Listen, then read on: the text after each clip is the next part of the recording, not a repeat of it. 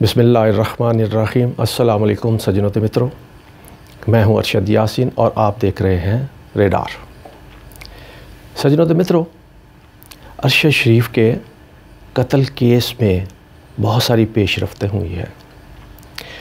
इसके बावजूद कि पाकिस्तान के अंदर जो रिक्कत अमेज़ मनाज़र उसकी तदफीन और उसके नमाज जनाजा में देखने को आया, ये भी एक रिकॉर्ड का हिस्सा बन चुका है। फैसल मस्जिद के अंदर और बाहर कहते हैं कि मीलों दूर लोग उसके नमाज जनाजा के लिए खड़े थे, कतार दर कतार बनाए। इतने लोग किसी शख्स के जनाजे में आ जाएं तो उसके जन्नती होने की साफ साफ गवाही मिलती है। मुख्तलिफ़ हदीस भी है, कुरान के अंदर भी हैं कि किसी शख्सियत के जहन्नम व दोज़ख का पता करना हो तो उसके जनाजे में लोगों की शिरकत और उसकी गवाही देख लेनी चाहिए। और इसलिए मैं कहता हूँ कि अरशद शरीफ ने जो नाम कमाया ज़िंदगी में, उससे भरकर उसकी लाश ने उसको अज़ियत से जो निजात मिली वो तो मिली, लेकिन लोग उसको किस कदर प्यार करते थे उसका अंदाज़ा भी अब हुआ। सज्जनों तो मित्रों, अरशद शरीफ अब इस दुनिया में नहीं है, लेकिन उसका कौल और फ़ौल, उसने जिस के बारे में सच बोलने की बात की और जो उसने खिदमात जहाँ जहाँ अदा की, पाकिस्तान से मुतल्लिक़ उसकी राय, पाकिस्तान के कौमी परचम को जगह जगह पे जाके लहराना और बार बार हर जगह पे हर प्रोग्राम के अंदर पाकिस्तान जिंदाबाद का नारा लगाना, ये क्या साबित करता है। लेकिन गुज़श्ता रात 16 गद्दारी के मुकदमात में नामज़द मुल्ज़म पाकिस्तान का सपूत, शोहदा की फैमिली का गद्दार सपूत मनो मिट्टी तले दफन हो गया। वो 16 FIR उसके ख़िलाफ़ गद्दारी बगावत के मुतलका दर्ज थी, जिसकी गवाही पाकिस्तान के हज़ारों नहीं लाखों अफराद दें, जिसकी हुब्बुल वतनी की उसके जनाजे में कस्में खाई जाएं, उठाई जाएं, उससे मुतल्लिक़ मुकदमात दर्ज करवाने वाले किसी से कभी पूछा ही ना जाए कि ये मुकदमात क्यों दर्ज करवाने वाले हैं कौन, आखिर क्यों कर एक मुहिब्बुल वतन शहरी पर गद्दारी और बगावत के मुकदमात कोई पूछने वाला है, कोई पूछेगा या नहीं, ऐसे ही मामला चलेंगे। सज्जनों तो मित्रों, अरशद शरीफ के कत्ल के बारे में भी बहुत सारी चीज़ें सामने आई हैं। कीनिया पुलिस का रोज़ाना की बुनियाद पर बदलता मौक़िफ़ और पाकिस्तान की हुकूमत की तरफ से बनाए गए इंक्वायरी कमीशन की बाज़गश्त और उस पर उठने वाली उंगलियां, राना सनाउल्लाह के बयानात से इस केस को उलझाने के जो एतराज़ात, ये सारे मामलात अपनी जगह पे। लेकिन मैंने जिस तरह पहले भी 2-4 अपने व्लॉग में ये ज़िक्र किया कि मैंने भी इस लाहौर के अंदर साल क्राइम रिपोर्टिंग की है और तफ्तीशें भी की हैं बहुत सारे मुकदमात के अंदर, और मुझे नहीं लगता कि इतना हाई प्रोफाइल मुकदमा हो, केस हो, उसको इस तरह उलझाने और उसको ख़राब करने की एक आप कह लीजिए प्री प्लान जो मकसद सामने आ रहा हो, तरीक़ाकार सामने आ रहा हो, हुकूमत की तरफ से आ रहा हो, उस पे फिर सवालात तो उठते हैं।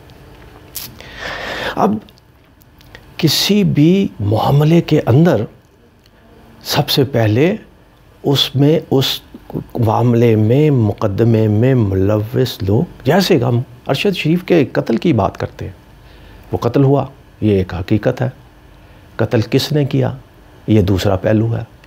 अब कत्ल किसने किया, जब तक वो पकड़ा नहीं जाता, वो सामने नहीं आता, اس کی تفتیش اس سے نہیں ہوتی، وہ کچھ بتاتا نہیں ہے، اس وقت اس کے سہولت کاروں کے خلاف باتیں کرنا اور اس کے خلاف کارروائیاں وقت سے پہلے یہ کہہ دینا، قاتلوں کو تو کوئی پوچھ نہیں رہا، کوئی پکڑ نہیں رہا، اس کو تو بچانے کی کوشش کی جا رہی ہے، لیکن اس کے جو مبینہ سہولت کار ہیں ان کے خلاف معاملات اٹھ رہے ہیں، سوالات اٹھ رہے ہیں، اور لوگ اٹھاتے ہیں لیکن تفتیشی اداروں کی طرف سے اور حکومت کے ذمہ داران کی طرف سے اس طرح کے بیانات معاملے کو الجھانے کی طرف ایک اشارہ ہے۔ یہی وجہ ہے کہ حکومت نے جو کمیشن بنایا، جوڈیشل کمیشن سے وہ انکوائری کمیشن میں تبدیل ہو چکا، اب اس پہ بھی انگلیاں اٹھ رہی ہیں۔ کہتے ہیں 2 رکنی جو کمیشن وہاں گیا، ایک ان میں سے ممبر ایسا ہے جس کا اٹھنا بیٹھنا جس طرح عمران خان کہا کرتا ہے چیف الیکشن کمیشن کے بارے میں، سیم جذبات لوگوں کے اس رکن سے متعلق ہیں، مسلم لیگ نون کے ساتھ اس کی حمایت۔ اب آپ خود اندازہ کر لیجئے اس کیس کی تفتیش میں حکومت کس حد تک سنجیدہ ہے اور کس حد تک معاملات کو آگے لے کر جانا چاہتی ہے، یہ لوگوں کو ابھی سے نظر آ رہا ہے۔ سجنوں تو متروں، سب سے اہم بات جو قانونی لوگ، تفتیشی لوگ، ماہرین، جو میرا اپنا تجزیہ بھی تھا، پہلے ویلاگ میں نے کہہ دیا تھا کہ اس کے قاتل کو پکڑنا ہے تو اس کے ڈرائیور کو حراست میں لے لیا جائے۔ لوگوں نے مذاق بھی اڑایا، کافی دوستوں نے مجھے فون کر کے کہا بھی کہ یہ آپ نے اس کو قاتل بھی بنا دیا۔ میں نے اپنے تجربے کی روشنی میں کہا تھا، پھر حالات اسی طرف چلے گئے۔ اب حالات یہ ہیں، نئی پیش رفت یہ ہوئی ہے کہ اس کا ڈرائیور خرم اور اس کا بھائی وقار دونوں کہاں ہیں؟ ہسپتال سے وہ کہاں منتقل ہوئے ہیں؟ پولیس کی حراست میں ہیں یا کہیں محفوظ ٹھکانے میں پہنچا دیے گئے ہیں؟ اس کا کسی کو کوئی علم نہیں۔ البتہ یہ پیش رفت یوں ضرور ہوئی ہے کہ کچھ صحافتی تفتیشی کہہ لیں، صحافت میں رہتے ہوئے جو تفتیش کرنے کا جن کا شوق ہوتا ہے، جو کرمنل مائنڈ نہیں ہوتے لیکن کرائم کو کور کر رہے ہوتے ہیں، کرائم رپورٹر، ان میں سے کافی لوگوں نے ان کے آبائی گھر جو کراچی کے اندر ہے اس تک پہنچے تو پتہ چلا، انکشاف ہوا کہ ان دونوں کا والد اپنا گھر چھوڑ کر کہیں نامعلوم مقام تر منتقل ہو چکے ہیں۔ ارد گرد کے لوگ کہتے ہیں کہ جیسے ہی ارشد شریف کا قتل سامنے آیا وہ مکان چھوڑ کر بھاگ گئے۔ کیوں بھاگے؟ جب بیٹے ساتھ ملوث نہیں ہیں تو گھر والے کیوں گئے؟ ان کو آخر کیا معاملہ تھا؟ ان کو کیا انفارمیشن تھی؟ یہ بہت سارے سوال آتے ہیں، لیکن ایک بات سجنوں تو متروں، ایک پوائنٹ میں آپ کے سامنے رکھنا چاہتا ہوں۔ ارشد شریف کے قتل میں جڑے ہر معاملے کا مرکز ڈرائیور خرم کو اب تک کینیا پولیس سامنے کیوں نہیں لائی؟ حکومت پاکستان سے وزیر اعظم نے ان کے وزیر صدر سے اور وزیر اعظم سے تو بات کی، انہوں نے ان سے اس کا مطالبہ کیوں نہیں کیا کہ خرم کو پاکستان کی ایجنسیوں کے حوالے کیا جائے؟ ابھی تک حکومت کی طرف سے وزیر داخلہ یہ تو کہتے ہیں کہ اس کیس میں ARY کے سلمان اقبال بھی ملوث ہو سکتے ہیں کیونکہ وہ سونے کے سمگلر ہیں اور ان کے ساتھ بھی تانے بانے ملتے ہیں، ان سے بھی تفتیش ہوگی۔ رانا ثناء اللہ صاحب خدا کا خوف کھائیں، چور کو پہلے پکڑیں پھر چور کی ماں تک پہنچنے کی کوشش کریں۔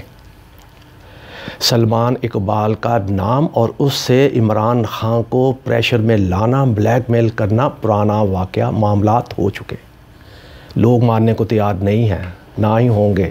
پہلے چور کو پکڑیں، خرم اور اس کے بھائی کو آپ پاکستان لائیے، کسی اور کو لانے کی بجائے اپنی انرجیاں، اپنے اختیارات اس پر استعمال کیجئے۔ اصل قاتل جو اب تک حالات اور واقعات کے مطابق ہیں ان کو پہلے پکڑا جائے، کیس کو خراب نہ کیا جائے، خدا را کیس کو خراب نہ کیا جائے۔ اب کہتے ہیں خرم اور اس کے بھائی وقار کے ٹیلی فون بھی بند ہے. وہ جہاں جہاں کینیا میں آتے جاتے تھے رہتے تھے وہاں بھی نہیں ہے, اسپتال بھی نہیں ہے, پولیس میں بھی نہیں ہے. تو پھر گئے تو کہاں گئے, کن کے پاس گئے؟ اب رانا ثناء اللہ پریس کانفرنس میں یہ کہتے ہیں کہ جی سلمان اقبال اس سے تفتیش کی جائے گی کہ پیچھے سہولت کار وہ ہوگا. بھائی سہولت کار ہوگا, ہو سکتا ہے ہو, لیکن پہلے اس کو تو پکڑ لیں. جو قاتل ہے اس کو تو آپ پکڑنا نہیں چاہتے, اس کو کیوں بچانا چاہتے ہیں؟ وہ کون ہے جو اصل قاتلوں کو بچانا چاہتے ہیں؟ اب تک 2 نام 2 قاتل سامنے آئے ہیں, صرف 2 قاتل, ہر طرف سے 2 بندے. پی ٹی آئی کے لوگ بھی کہتے ہیں, نون لیگ کے لوگ بھی کہتے ہیں, تجزیہ کار بھی یہ کہتے ہیں, تفتیش کار بھی یہ کہتے ہیں کہ 2 بندے. وہ 2 بندے کون, اس پہ کوئی نہیں توجہ دے رہا. مثلا جس طرح ہم نے بھی کہا تھا, اپنے پہلے ویلاگ میں کہا تھا, خرم اور کامران یہ 2 بندے, ان کو شامل تفتیش کیا جائے. ہم قاتل نہیں کہتے, لیکن ان کو شامل تفتیش کیا جائے, قتل کا سراغ مل جائے گا. اعتزاز حسن نے بھی یہ کہا. پھر ایک ریٹائرڈ جنرل امجد شعیب یا شعیب امجد اس طرح کا نام ہے, جن پہ مختلف چینلوں پہ آنے کی پابندی بھی ہے, اور جنرل سابق جنرل ہیں, وہ اپنا ویلاگ بھی کرتے ہیں. انہوں نے اپنے ویلاگ میں, لیٹسٹ ویلاگ میں بھی 2 قاتلوں کے نام لیے ہیں. انہوں نے کہا ایک کا نام ناصر بٹ. جانتے ہیں ناصر بٹ کون ہے سجنوں تو متروں؟ یہ ناصر بٹ وہی ہے جو نواز شریف کا باڈی گارڈ ہے, اور ان کے گھر میں آنا جانا دیکھا جاتا ہے. اور ارشد جج جو اس کی ویڈیو, گندی ویڈیو بنانے میں جس کا نام سامنے آیا تھا اور پاکستان میں مفرور ہے مختلف قتلوں میں, وہ جنرل صاحب کہتے ہیں کہ ناصر بٹ نے یہ سپاری دی اور اس نے یہ قتل کروایا. کس کے کہنے پہ؟ جنرل صاحب نے مریم نواز کا نام لیا ہے. 2 نام ہو گئے. رانا ثناء اللہ بھی 2 نام لیتا ہے, سلمان اقبال کو, اور اس کے بعد کہتے ہیں کہ اس کے بعد عمران خان کو بیچ میں لایا جائے گا یقیناً. اب 2 نام وہ بھی کہتا ہے, 2 نام میں نے بھی بتا دیے. اب سابق سینیٹر اعظم سواتی, اس نے بھی میڈیا سے بات کرتے ہوئے کہا کہ 2 بندے ہیں جنہوں نے یہ قتل کیا, اور دونوں نام میں نے صدر مملکت کو بھجوا دیے ہیں, اور ارشد شریف کی تدفین کے بعد میں نام قوم کے سامنے رکھوں گا. سجنوں تو متروں, اب اس سے پہلے کہ اعظم سواتی وہ 2 نام پبلک کرتا, میرا ریڈار یہ کہتا ہے کہ اعظم سواتی کو بھی ایک بار پھر گرفتار کر لیا گیا ہے, حراست میں لے لیا گیا ہے. اس کی تصدیق یا تائید کرنے کی میں پوزیشن میں نہیں ہوں, لیکن مجھے کل شام کسی نے فون کر کے بتایا کہ آج تدفین کے بعد وہ پریس کانفرنس میں نام بتانے جا رہا تھا کہ اس کو جنازے میں ہی گرفتار کر لیا گیا, حراست میں لے لیا, کہہ لیجیے حراست میں لے لیا گیا. اب اصل قاتلوں کو بچانا کون چاہتا ہے؟ ریاست کی ساری مشینری اس پر کیوں لگی ہوئی ہے کہ ارشد شریف کے کیس کو اصل قاتل تک پہنچنے کی بجائے وہ ٹامک ٹوئیاں, افواہیں, سازشیں, وہ یہ سارے معاملات کی طرف کیوں ان کی توجہ ہے, انرجیاں کیوں ویسٹ کی جا رہی ہیں؟